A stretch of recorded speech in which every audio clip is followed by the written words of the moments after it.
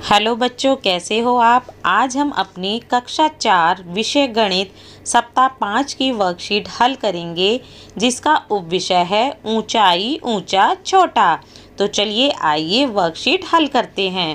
प्रश्न 1, ऊंचाई के अनुसार सबसे कम ऊंचाई वाले फूल से आरंभ करते हुए नीचे दिए गए बॉक्स में 1 से 5 तक अंक दीजिए।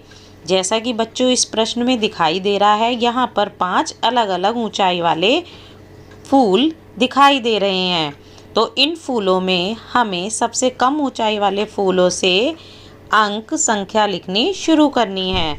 तो यहाँ पर हम इस प्रकार से लिखेंगे 1, 2, 3, 4, 5। तो हमने इन फूलों में इनकी ऊंचाई के अनुसार अंक लिख दिए हैं। चलिए आगे बढ़ते हैं। प्रश्न 2, नीचे दिए गए चित्र में पेड़ आ पेड़ बा से डैश मीटर छोटा है। यहाँ पर हमें 2 पेड़ दिए गए हैं, पेड़ आ और पेड़ बा। तो हमें क्या बताना है कि पेड़ आ पेड़ बा से कितना छोटा है। जैसा कि हम चित्र में देख रहे हैं, पेड़ बा 6 मीटर लंबा है और पेड़ आ 4 मीटर लंबा है। तो पेड़ आ पेड़ बा से 2 मीटर छोटा है। प्रश्न 3, नीचे दिए गए चित्र में सभी ब्लॉक समान हैं। यदि टेबल फैन की ऊंचाई 200 सेंटीमीटर है तो ज़मीन से सबसे ऊपरी ब्लॉक के ऊपरी किनारे की ऊंचाई 1.5 सेंटीमीटर होगी। तो यहाँ पर बच्चों चित्र में दिखाया गया है कि जो ब्लॉक हैं वो सभी समान हैं। और अगर हम ध्यान से देखते हैं तो टेबल फैन की ऊंचाई 2 ब्लॉक के बराबर है, जो कि 200 सेंटीमीटर है। अब इस प्रकार से अगर 2 ब्लॉक 200 सेंटीमीटर के हो गए तो हर ब्लॉक इसमें से 100 सेंटीमीटर ऊंचा है। तो अब हमें ज़मीन से सबसे ऊपरी ब्लॉक के ऊपरी किनारे की ऊंचाई बतानी है। तो वो होगा हमारा 500 सेंटीमीटर, क्योंकि एक एक करके हमने ज़मीन से ऊपर तक 5 ब्लॉक लगाए हुए हैं। तो यहाँ पर उत्तर लिखेंगे 500 सेंटीमीटर। चलिए आगे बढ़ते हैं। प्रश्न 4, निम्नलिखित कथनों को पढ़ें और सही या गलत कथन का चयन करें। तो यहाँ पर हमें कुछ कथन दिए गए हैं और इसमें से हमें सही या गलत बताना है। पहला है 1 मीटर बराबर 1000 सेंटीमीटर। तो यहाँ हम लिखेंगे गलत, क्योंकि 1 मीटर बराबर 100 सेंटीमीटर होता है। दूसरा, एक पेड़ पौधे से लंबा होता है। तो यहाँ हम लिखेंगे सही, क्योंकि एक पेड़ हमेशा पौधे से लंबा होता है। तीसरा, हम मेज की ऊंचाई को किलोमीटर में मापते हैं। यहाँ हम लिखेंगे गलत। चौथा, आपकी कमरे की ऊंचाई 3 मीटर से अधिक है। यहाँ हम लिखेंगे सही, क्योंकि कमरे की ऊंचाई 3 मीटर से अधिक होती है। प्रश्न 5, किसी इमारत की ऊंचाई मापने के लिए निम्नलिखित में से कौन सी इकाई सबसे उपयुक्त है। तो इसका उत्तर है पहला, मीटर। किसी इमारत की ऊंचाई मापने के लिए मीटर सबसे उपयुक्त इकाई है। चलिए आगे बढ़ते हैं। प्रश्न 6, एक 6 सेंटीमीटर की ऊंचाई का क्रिसमस पेड़ बनाकर रंग भरें और उसके साथ इस क्रिसमस पेड़ से 2 सेंटीमीटर कम ऊंचाई वाला एक सांता क्लॉज बनाएं।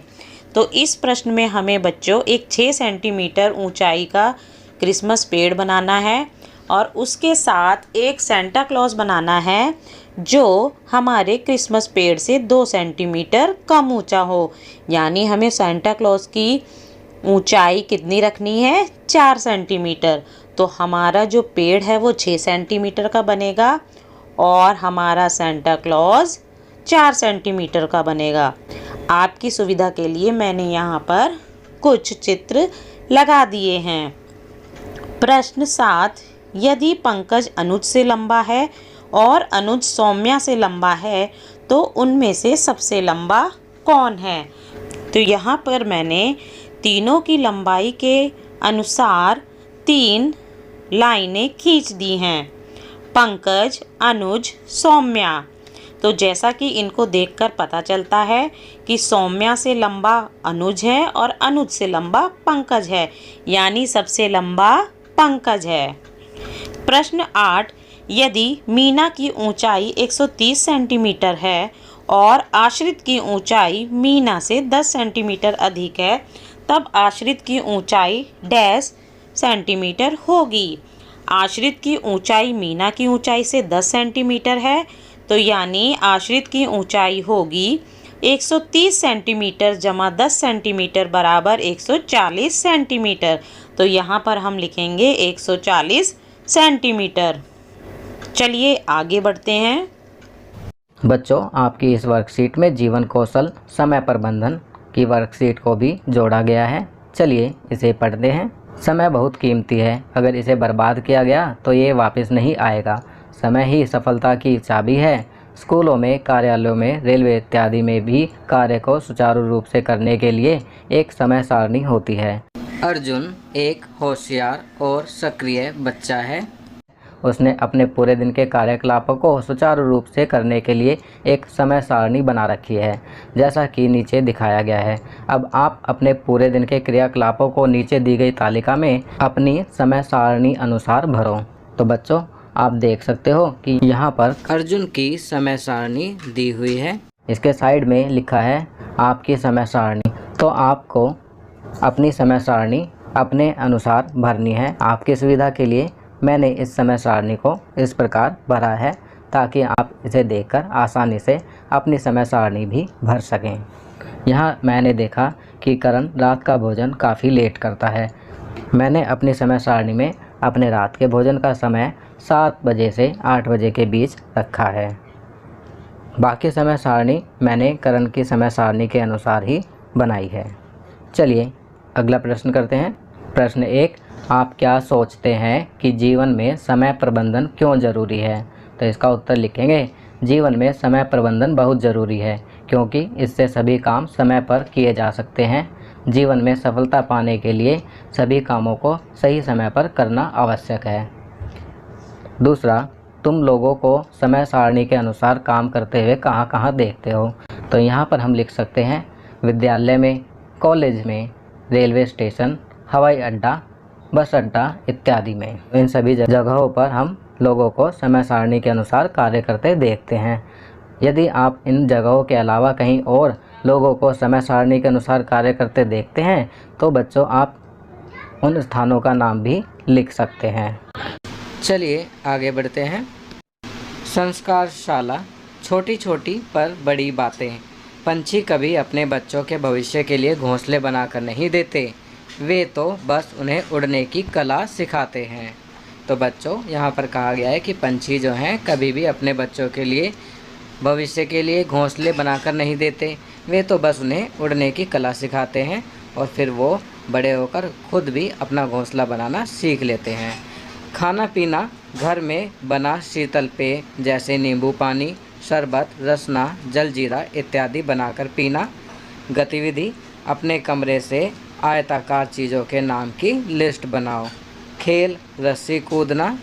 चलिए आगे बढ़ते हैं। दैनिक दिनचर्या में निम्नलिखित आदतों को अपनी दिनचर्या में शामिल करें। नीचे कुछ आदतें दी गई हैं, इन्हें आप अपनी दैनिक दिनचर्या में शामिल करेंगे। कौन कौन सी हैं? अपने माता पिता का अभिवादन करके अपने दिन की शुरुआत करें। अपने दांतों को दिन में 2 बार ब्रश करें। प्रतिदिन स्नान करें। खूब पानी पिएं और संतुलित आहार लें। अपने चेहरे को छूने से बचें और अपने हाथों को बार बार धोएं। अपना गृह कार्य समय पर पूरा करें। तो ये कुछ अच्छी आदतें दी गई हैं जिन्हें आपको अपनी दैनिक दिनचर्या में शामिल करना है। तो बच्चों, ये वर्कशीट यहाँ कंप्लीट होती है। अगर ये वीडियो आपको अच्छी लगी तो इसे लाइक एंड शेयर ज़रूर करें। अन्य विषयों पर बने हमारे लेटेस्ट वीडियोस को देखने के लिए चैनल को सब्सक्राइब करना ना भूलें और देखते रहिए हमारा channel knowledge kingdom. Thank you.